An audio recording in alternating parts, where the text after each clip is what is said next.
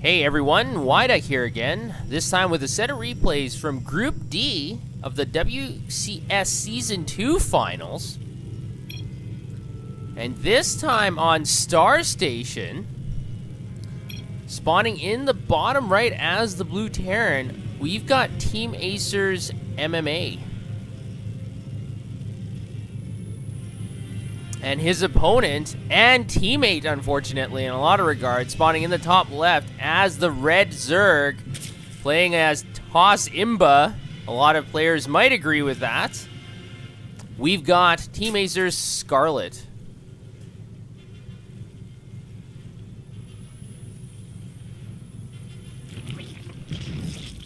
And Scarlett going for the early extractor trick to get that extra drone out. Gonna try and get that economy up a lot faster. MMA is gonna be building supply depot at the ramp, so no shenanigans as of yet. No signs. And I guess this is one of the unique things when you are playing in such a successful team, is that if you go deep in tournaments, you'll eventually play each other. And it is a little bit weird for professional players to play against their teammates, because they do know each other very well. Sometimes they practice in the same house. Sometimes they practice a lot on the ladder. And they get used to each other. Sometimes they're sparring and practicing partners. So both players in this situation probably know each other quite well and their play styles. So it's just going to come down to execution as to who's going to come out first in the battle of the Acers. Scarlett is going for hatchery first, but MMA is going for the command center. 14 CC on the low ground, and this is very risky, so I guess MMA is thinking that Scarlett is not going to do a 10 pool. 10 pools are very rare now and are generally very unsuccessful, but it probably would have been very good here. But hindsight is 2020. Scarlett is getting a spawning pool, and no extractor as of yet, so she's going to forfeit some of that early gas. Her Overlord is almost at MMA's natural, so we'll have to see when that's going to get there. And MMA's SUV is halfway across the map. And we've got this lone drone here who's been sent to mine early from the natural, is now just waiting out. Finally, the hatchery is going to complete at the same time that MMA's SUV is able to scout it. So MMA is going to be able to see what is going on in Scarlett's base. Scarlett's Overlord is slowly drifting its way over to the bunker and is going to withdraw, able to spot that orbital. Just to confirm, yes, able to spot the orbital and the bunker. And now MMA's scouting SUV is going to be scared away by two Zerglings. And we've got a lot of minerals saved up from Scarlett. And she's going to be building two queens. MMA is getting a factory, about a third way complete.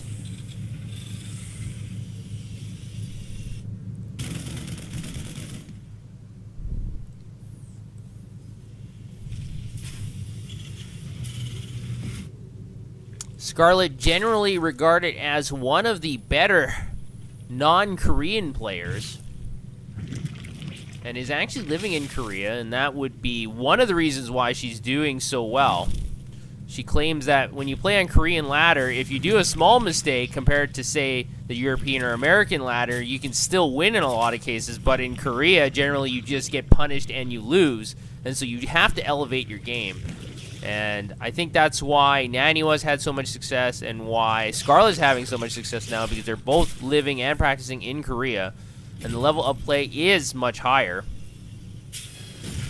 Or maybe just a little bit higher, you know, but if it is a 5% difference, that can be the difference between victory and defeat, as Scarlett is getting her third hatchery down. We've got a Hellion out for MMA.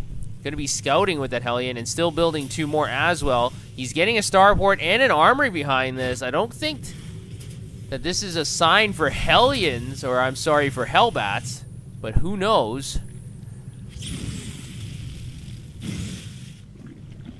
And Scarlett is going to be getting double evolution chamber down, as well as Zergling speed has started upgrading.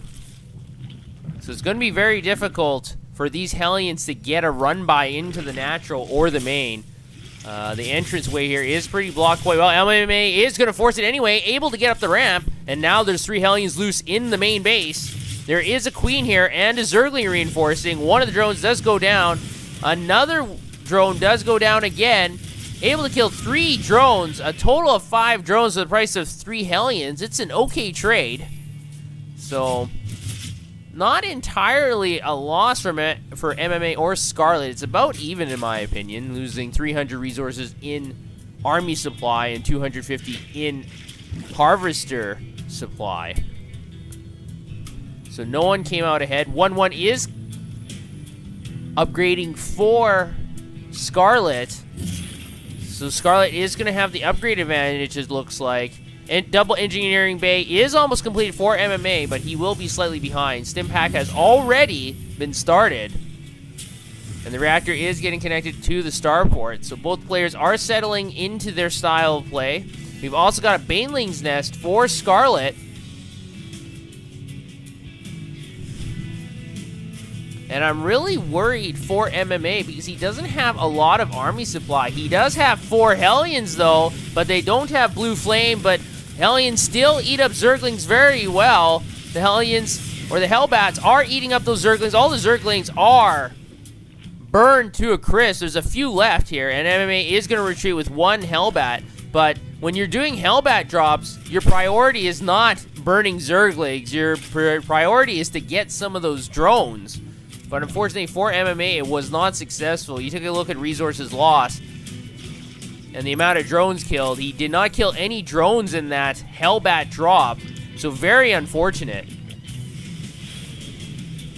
But I do like this play from MMA, getting a lone Viking to clean up the stray overlords on the map. One of the ways Zerg players are able to detect what's going on is to scatter lots of overlords all over the map to get scouting advantage. But with Vikings, you're able to pop those overlords slowly over time, and then that gets rid of a lot of the vision for the Zerg player. But Scarlett doesn't have that many overlords around the map. Most of the overlords are very close to her base, so this Viking is not going to be that useful after popping that first overlord. We do have the third base down for MMA. 1-1 is done for Scarlett. So she does have a small window here of about half a minute where she does have the upgrade advantage. Her creep spread is pretty good. It's about a third way across the map, and she's going down both the left flanks and the middle part. And she is getting her 4th at the 9 o'clock position. I'm a little bit curious about this. I would have thought she would have took the 12 o'clock position, as the 12 o'clock position is, in my opinion, a little bit closer. But I'm not the pro player, she is. So she must have a better idea of what's going on here. We've got a little Zergling run by into the third base of MMA's. There is no bunker here completed. The Zerglings is going to do some damage, but now they're going to have to withdraw. So MMA is going to be able to repel that attack at least temporarily here. And now that supply depot wall looks like is complete, I don't think the Zerglings are going to be able to get run-bys in here very well. That lone Viking I was talking about before is actually harassing the Overlords very close to Scarlett's base. But there is Overlord speed, able to pop at least an additional Overlord, so that Viking is trying to find some work to do. I think the pilot's a little bored, and we got MMA here cleaning up a whole bunch of creep near Scarlett's base, able to clean up a lot of creep tumors, and this is vital for a Terran player. Able to put down another scan, clean up 4 more creep tumors, but unfortunately MMA's scan missed the active one, so he'll have to use another 50 energy to clean those up. At the same time, we've got Banelings rolling. But the Marines are able to destroy all the Banelings with a low cost of just 1 perished Marine. So not a good trade for Scarlett. A great confrontation for MMA. Resources lost is vastly in favor of our Terran player. But Scarlett does have the 4th base up. And so her economy is going to be growing like a weed, unless MMA can do something about it. And now with all the Mutalisks out as well as this large pack of Zerglings, it's going to be difficult for MMA to have map control. And now it looks like we're going to have another engagement near MMA's base. Siege tanks are sieging up, and that's going to give the Terran a lot of range. And MMA is able to scare away Scarlett, at least temporarily. Scarlett is still building many, many more units and is getting an infestation pit behind this. Her Mutalisks are looking around for something to harass, but the 4th base is not set up yet for MMA. The Mutalisks are instead going to settle for the natural, and all these SCVs are prone to attacks. A lot of SCVs are going down here from all the Mutalisks. 9 SCVs destroyed at this point, and now the Mutalisks are flying into the production center. There are no missile turrets here. One is being built at the moment, but it's not going to complete. It looks like the SCVs are going down. An additional 7 SCVs are destroyed. Up to 21 SCV kills by that flying Mutalisk attack. So great move by Scarlett moving in, and we've also got Zerglings trying to attack the front, but that is going to be repelled. But great attack by Scarlett, and now with all these Banelings morphing in, we've got 42 Banelings. They are going to be withdrawing back to Scarlett's base, at least for now, but that's a lot of army supply tied up in these Banelings. This is going to be one huge encounter when this occurs. MMA is healing up all his Marines, and he's going to need it. There is a drop at the main, but not able to do very much. The medevac is scared away immediately. At the same time, Scarlett is getting her 5th base into action. And remember, MMA still doesn't have his 4th command center up yet. Well, he has it up, but he hasn't landed it yet. And now there's a confrontation in the middle of the map. The Marines are able to clean up a lot of the Zerglings. The mines are burrowing. Gotta watch out here. Scarlett, one huge connection, able to get rid of 4 Zerglings, but there are 2 more mines here. Great connections by these mines, 13 kills.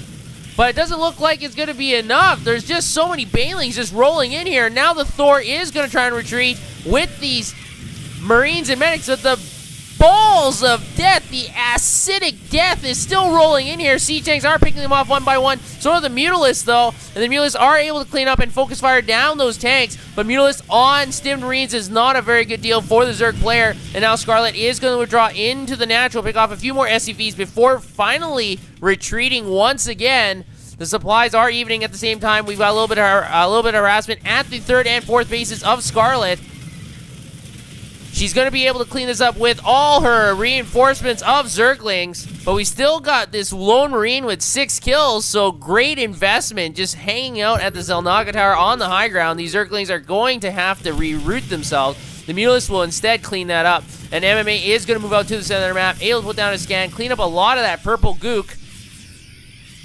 But it looks like MMA is going to withdraw, at least temporarily for now, and he's going to land his 4th. And this is interesting. Most Terran players opt to land a command center and then upgrade to a planetary fortress. Instead, MMA has an orbital command there, but it won't matter. In either case, these Mutalisks are going to chew it up. But it looks like with all these Marines, Scarlett is going to have to withdraw. That's just too much DPS from this druggied, stimmed squadron of Terran units. And now, at the 4th base, it looks like it might be do or die time for MMA. There's just so many Banelings there. They're all rolling in here. No splits. And all the Marines are going to melt in a few moments, and they're all gone. Amazing play by Scarlett, just using all those Banelings, chewing up 40 supply in just a matter of moments, and MMA is going to have to surrender. So great game by Scarlett, and she's going to win game 1 of this best of 3. Let's head over to game 2 and see how she fares next.